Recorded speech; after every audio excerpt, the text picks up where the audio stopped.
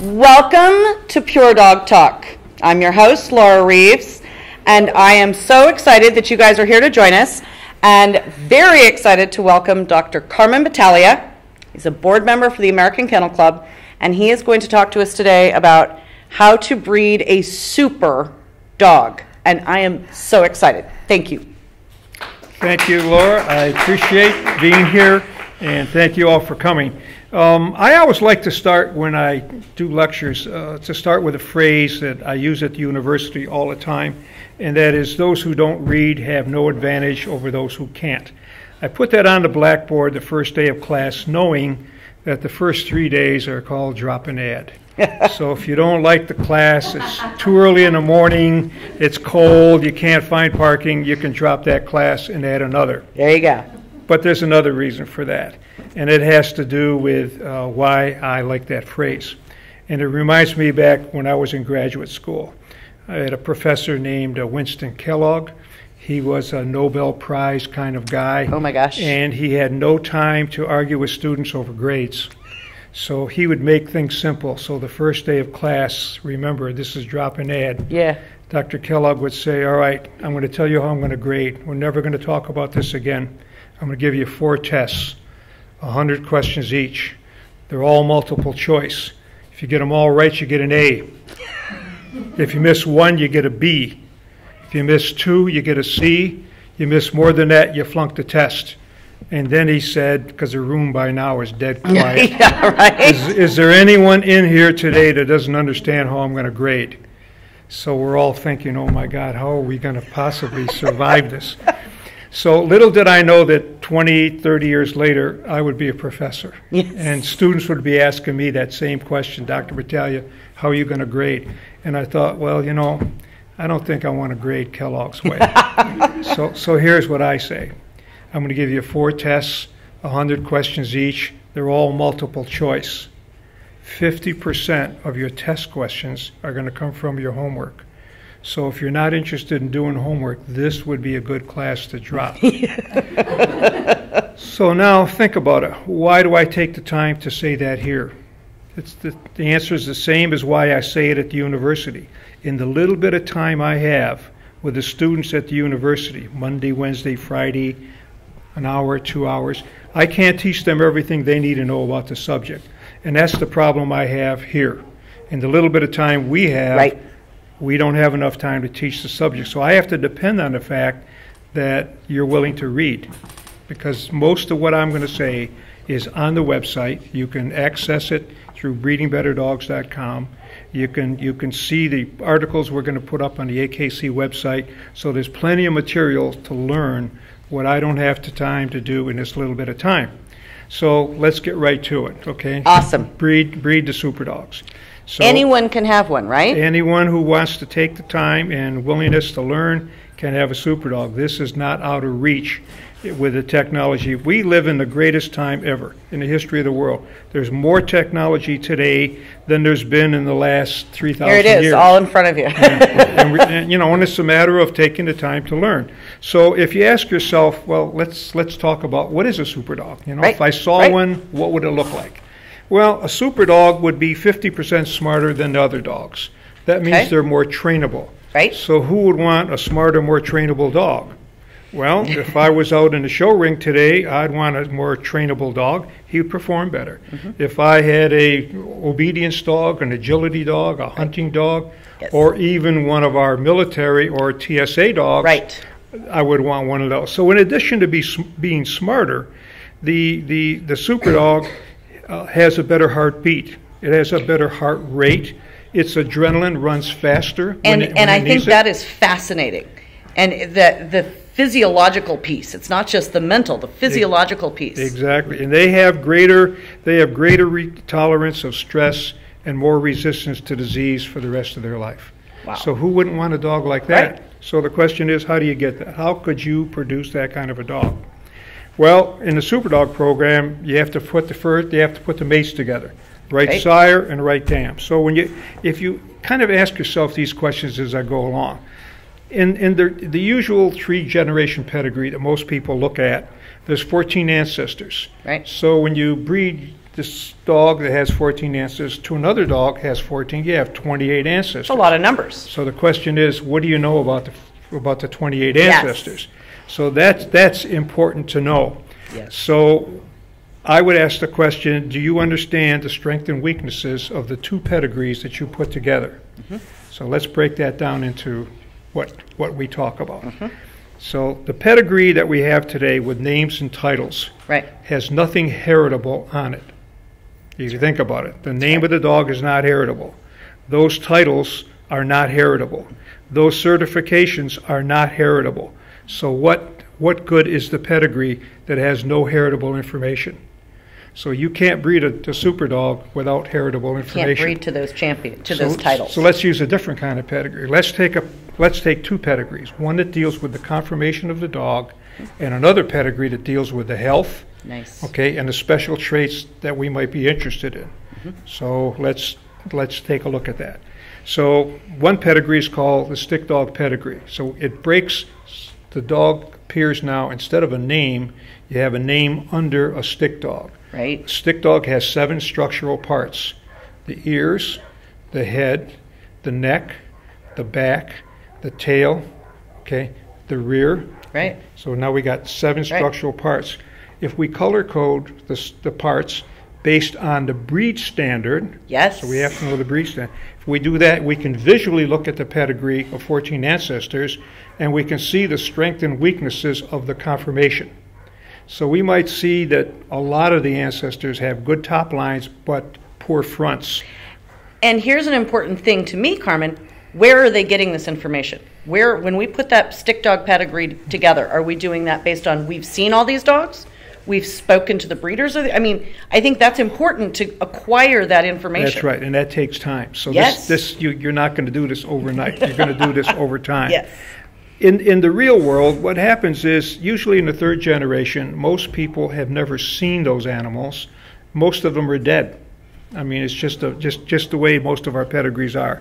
So there's going to be missing information in the pedigree. Okay, that would be, say, the mother of the litter. Yes. So we don't know as much about the mother of the litter as we want. So we try to do the same thing about the father of the litter, mm-hmm. and then we look to see whether this combination is the best in terms of producing the conformation of the dog we want.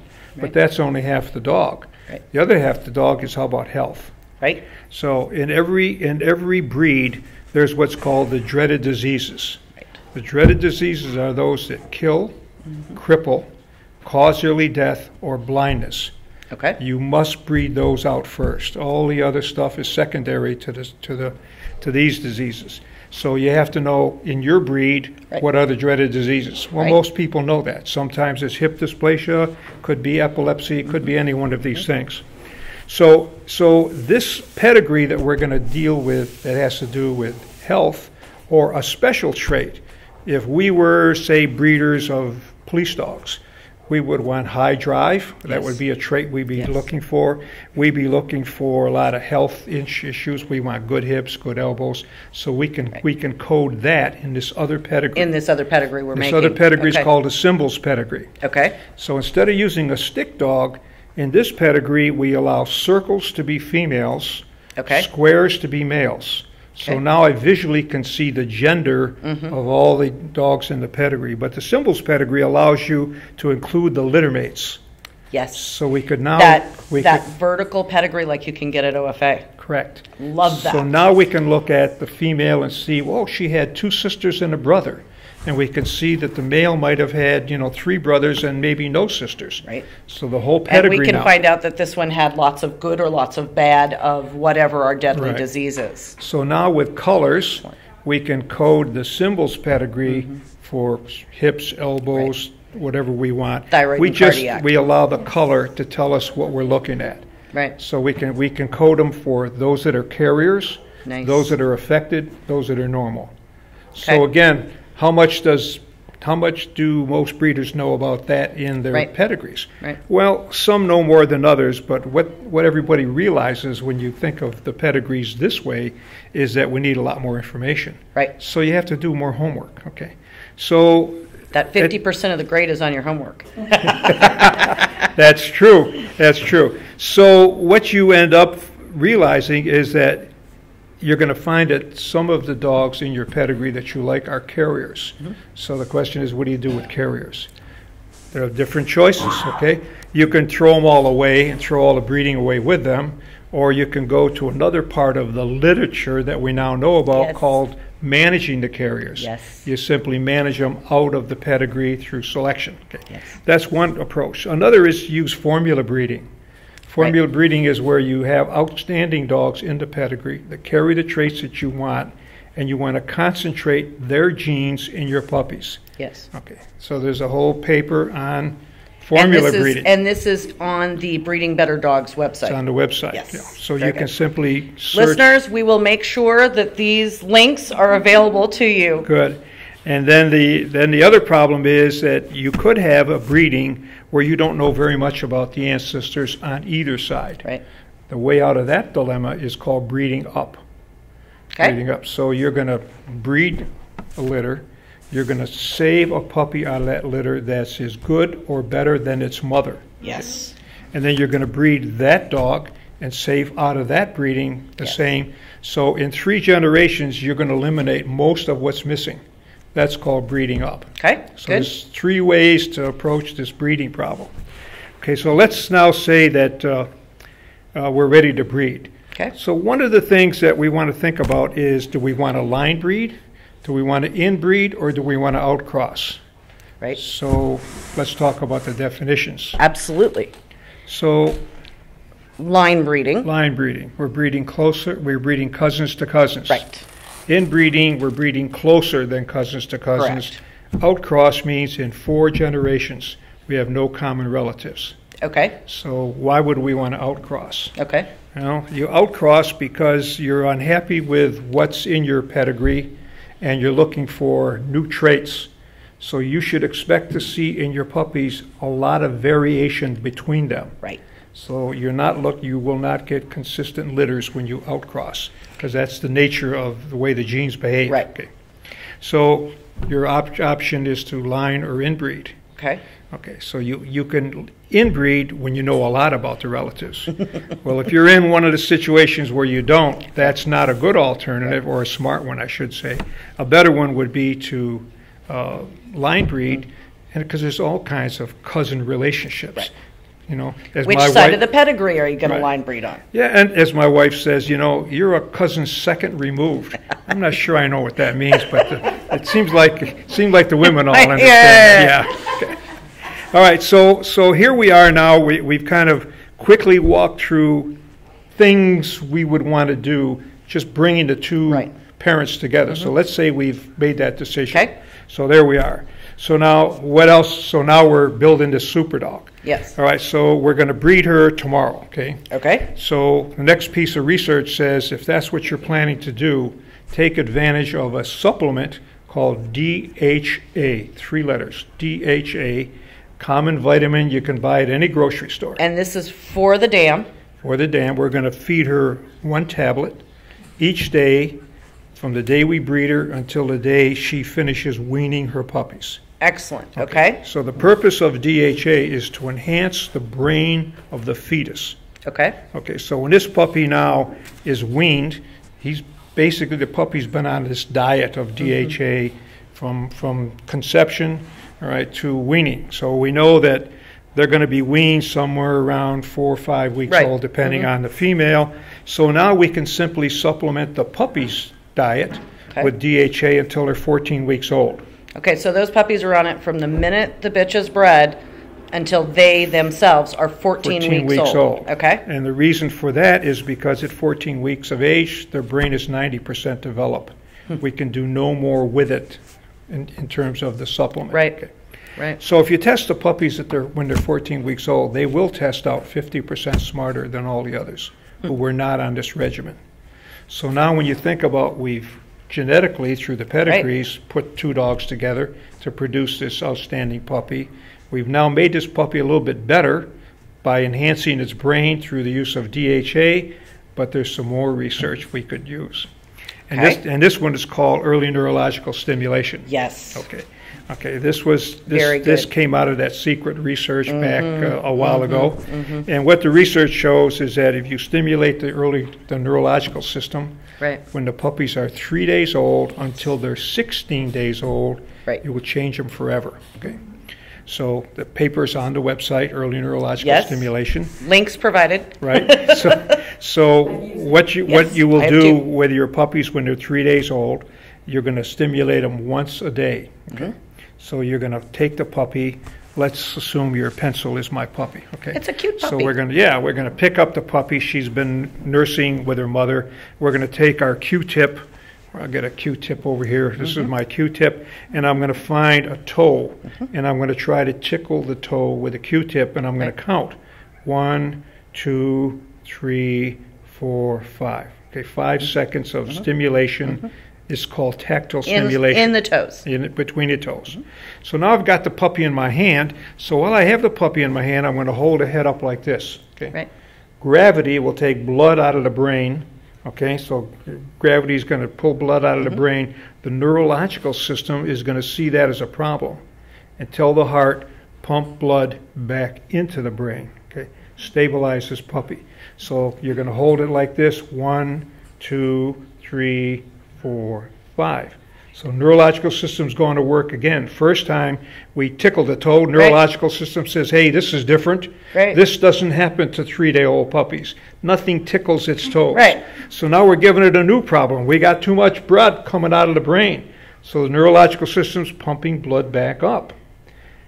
I do this, but I never knew the why. Yeah, now the why is you're building your cardiovascular. Right, watch this now. Now we're going to take the puppy, we're going to point the head down to the ground. Right? Okay. Yes. Now blood is rushed. Now we're going to overload the brain with blood. Neurological system recognizes a new problem. 1, 2, 3, 4, 5. Starts pumping blood back up. So now we still have the puppy in our hand, but he's pointing, his head is to the ground. Now we're going to put the puppy on his back, the supine position. Okay, the alpha puppies are going to start to let you know they are alpha. Okay. Now maybe at 3 days old, maybe not, but by the time they're 8, 10, you're going to start to notice that some are more active than the others. So we're going to count 1, 2, 3, 4, 5. Now, in the meantime, before we started all this, I took a washcloth. Put it in the sink. I got it nice and wet. Wring it out. It's in the refrigerator. So it's been there about 30 minutes, so it's cold. So I'm going to take that washcloth and I'm going to put it on the table. And I'm going to take the puppy and set him on that washcloth, 4 little pink feet in his belly, and he ain't going to like it at all. And we're going to count 1, 2, 3, 4, 5.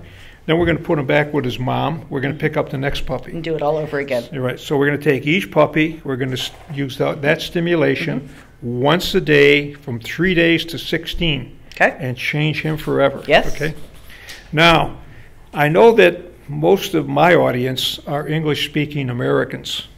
And English-speaking Americans think, oh, my God, if once a day is fine, it's like the doctor says, I think you should have 1 aspirin. And you're saying, well, God, if 1 aspirin is good, 2 will got to be better. Exactly. And somebody says, the heck with 2. I'm going to take 3. Now, the danger of doing that with overstimulation is fatal. Yes. If you overstimulate the puppies, forever they will be changed in the wrong direction, and there's no fixing the problem. Right. They will not breed. They will be aggressive. They will be impossible to manage. So, and in the paper, I mentioned 3 times to the audience, do not overstimulate your puppy or you will pay an unbelievable price that you can't fix. Right. So now if you think about it, we bred the right 2 together. Yep. We've added DHA. Yes. We've done early neurological stimulation. So now we've got a really outstanding puppy coming along. So now, some new research that came from the military, the stuff that we're going to be, some of these things we'll be talking about at the Working Dog Conference. The Working Dog Conference, which is August 28th and 29th in Durham, North Carolina. Yep. sponsored by the AKC. Going to be very, very cool. I'm trying to go. Yay! If I get there, listeners, I'm telling you, we will have lots of cool stuff to share. We're bringing all the stakeholders together, those who have the biggest interest in protecting this country, which are police, our Border Patrol, the TSA, the military, bringing all the stakeholders together to talk about how we can produce a national breeding program to produce the Superdogs. In the U.S. In the U.S., right. And talk to us, and for listeners, you guys will remember I interviewed Mark Dunn, Executive Vice President of the American Kennel Club, back in October. I just talked to him again and got an update. We talked about this conference, which is why I'm so excited about it. And we talked about why this is so important. Yeah, if you go back to the events after 9/11, right. Okay, and you have Boston, you have Brussels, you have Las Vegas, you have New York City, you have all these terrorists attacked. Well, it's panicked the whole world. It's not just our country. The whole world's been panicked over this, and the European countries have bought up the supply of the good working dogs. And right. for 40 years, our country has depended on European breeders. Right. So during that 40 or 50 years, our government has had 4 breeding programs, brick and mortar, where you actually go to the physical place and see the dogs, and they've terminated each one because of a budget cut. Obama did the last one in 2014. Right. So all that good work that's being done has been basically thrown away. Right. So the stakeholders are saying to the AKC, we need an outside group who have breeders, and we have 130,000 breeders in AKC. We register 1.3 million dogs a year. So we have the capacity to do the job. We just got to take the technology that we know and share it with everybody who wants to participate. Right. And that's what the conference will be about coming up. It's going to be pretty exciting, you guys. We'll be bringing you as much information from that as we can. I hope. Yes. Yeah. Please do. Very cool. So now we got this puppy that's 14 weeks old. And a new piece of research shows that there's something called the maternal influence. Yes. Most of us probably know this, but we never think of it in these terms. One of the things that the government has tried to do, this was several breeding programs, is there something that a puppy can learn along the way that'll make a big difference later in life? Yes. And so one of the guys says, well, why don't we take a puppy's trained mother? So they started out with a bomb detection dog. So this mother was good at finding bombs. And they put the puppies behind a fence, and they let them watch their mother find the bombs. Yes. And what they found out is that a puppy watching its mother find something or do something, when these puppies became adults, they were significantly better than all the other puppies. So then to make sure they were right, they said, well, let's let the puppy watch another female, but not its mother. Do the same thing. They weren't as good. So then they watched the puppy watch a male. They weren't as good. Then they did what a lot of people do. They didn't let the puppy watch anybody, just grew them up in the kennel, and then went out and trained them. Right. The ones who watched their mother were far and above everybody else. Yes. So I said to myself, well, supposing I wasn't in the bomb program, I was breeding hunting dogs. Hunting dogs would be a good example. We do it in hunting dogs. It's absolutely. Let the puppy watch its mother work. Absolutely. And have a better puppy. Okay. Absolutely. So most of us, it's kind of common sense. We do this at home. We watch our mothers at home. Right, exactly. She tells us how to wash the dishes. Yep, I know how to wash dishes. Right. Do laundry.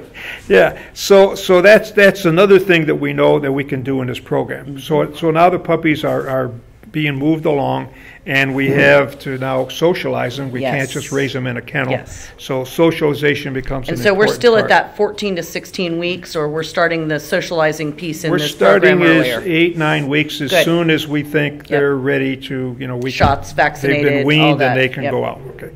So now we start socialization. So we want to get them outside the kennel area, where whatever that is. We want them to see new places, put them in a car, let them get used to the rumbles and movement of motion, and then we want to, start to listen to new sounds and different smells. Yes. Now they're, say, 20 weeks old. Okay. So now we get to the next stage called enrichment. Okay. So now we're going to ratchet it up a little bit. So these puppies, by this time, should not be nervous over strange things, strange people. Right. They should be comfortable around children. Now we can take them and start walking up and down stairs, put them out, get on an elevator and let them feel that. Take them to where we have escalators and let them ride the escalator into areas where there's a lot of traffic and noise. Okay. Right. So why do we want to do that? If you look at the dogs at a dog show, so many times really good dogs are easily distracted. The handler's hoping just as the judge looks, and the dog suddenly hears something over there. And so, but you also have that problem with military dogs and police dogs. Distraction is not your friend. So the idea of enrichment is to teach the dog how to focus without being distracted. Right. So now creativity, your creativity is how many ways can we distract do the dog and keep the focus. So, because you'll find that the very best ones are not distracted. Right. So now we're on our way to having the dog by the time he's 9, 10 months old. In our terms, we call that a green dog. Okay. He's well socialized. He can fit into many places. So now he's ready to be trained. What is he best suited for? And this is where now we start to separate it out. Right. So you'll find that same kind of logic is true for the seeing eye dogs. Yes. It's true for the dogs that are being bred and developed to support veterans who are disabled, severely disabled people. And it's where we get the TSA dogs from, the military dogs, and all the rest. Right. So that in encapsulates 40 minutes, 20 minutes. A 2-day seminar in 40 minutes, people. I'm telling you, that's amazing. So most of the information is written on this subject. These are all papers that are on the website, and we'll put more up there very soon. Excellent. Questions from the audience or from the live stream audience? George, if there's anybody that's popping up on live stream with questions. I was going to ask you, in addition to the DHA, is there any other supplementation for the dam, pre-breeding, other than the DHA? Well, other than supplementing the dam with DHA, I can tell you some things not to do as opposed to things to do. Okay. Do not feed the dam puppy food. I hear this all the time in my lectures because they think what they're doing is nourishing the puppies by feeding the dam the puppy food before the puppies are born. And when they ask me that question, I say, if your sister was pregnant and she's in her 8th month, we have only 1 more month to go and you're going to have a nephew, okay? You think you could get away with feeding your sister pablum so that you're feeding your nephew to be, you see? What the research shows is that puppy foods are not designed for pregnant dogs. They're designed for puppies, and when you feed that to a pregnant dam, you're actually interfering with the nutrition she needs to support that puppy. So absolutely do not feed dams puppy food. Okay. So normally today, that's really good questions. If we've got a few minutes, let me just talk about nutrition. And we have a few more questions, but nutrition is an awesome one. 15, 20 years ago, there was a nutritionist at the University of Pennsylvania named Kornfeld. And Kornfeld often wondered, is the price of dog food worth it? Okay, are you paying too much because the quality is not there? So he didn't tell anybody he was going to do this. On his own, he decided he'd take all the major brands and he would test them for their quality, and then he compared the price with the quality. And what he found is that price is related to quality. The more you pay, the more you get. So now the question was, how much does your dog need? Well, if your dog is in the Iditarod, he probably needs a very high quality food. But if he's hanging around the house, laying around, he doesn't need the highest quality food out there, okay? He can get by with something less. Depends on what you're willing to spend. Right. So Kornfeld found that information out and he published it. Well, the dog food manufacturers were delighted to hear that. Oh my God, we can say our best dog food costs this, and we got the research to back it up. And it was true. He waited 5 years thinking that maybe they will reduce the quality of their dog food but keep the price up. He redid the study and found out that they didn't. Okay, so price is related to quality. So now it's a matter of how much quality does your dog need. So what happened? When that became known throughout the world, some companies who are in the business of making money decided they wanted to own this market called dog foods. So 3 companies, 2 candy bar companies, Mars and Nestle's, okay, and Procter & Gamble bought up the entire market that makes dog food today. So they own it all with a few others on the side, but in terms of the market, they own 80-90% of the market. Yep. So they wanted not only market share, they wanted profits. So their stockholders, okay, their board of directors said, we want you to hire the best nutritionists that are out there and the best scientists, and we want a perfectly formulated dog food. They have accomplished that. So the high-end dog foods today are perfectly formulated. But what they didn't do is they didn't tell all of us, they didn't tell all the breeders that the dog food you used to feed was okay, but the same dog food today is perfectly formulated. They didn't bother to tell anybody that. So what happened? Okay, so the breeders kept doing what they've always done. You know, they supplement a little of this and a little of that because they heard their breeders said, oh my God, we're raising show dogs. We can't feed them this stuff. We got to supplement it with all these things that we know are, you know, they eat. So what was happening is they were altering the formula of a perfectly formulated dog food. And there are unintended consequences of altering these formulas. Yes. So we began to see in the dog world, you go to a dog show and say, you know what, the bitches can't get bred. I mean, they don't ovulate anymore. The litters are getting small. Right.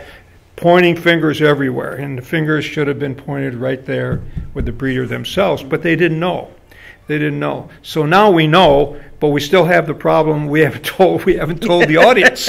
You know, we're telling you, audience. Yeah. Here we are telling you. So that's what's going on in the dog food world. So a lot of the things that people are doing that are producing problems within their breeding program and their dogs, they're doing because of the supplementation. It's a little bit like, you know, if we eat a diet that has too much of something in it, you know, we begin to notice this, and then we go to the doctor. But a lot of times when we see this in our dogs, we point a finger of blame somewhere.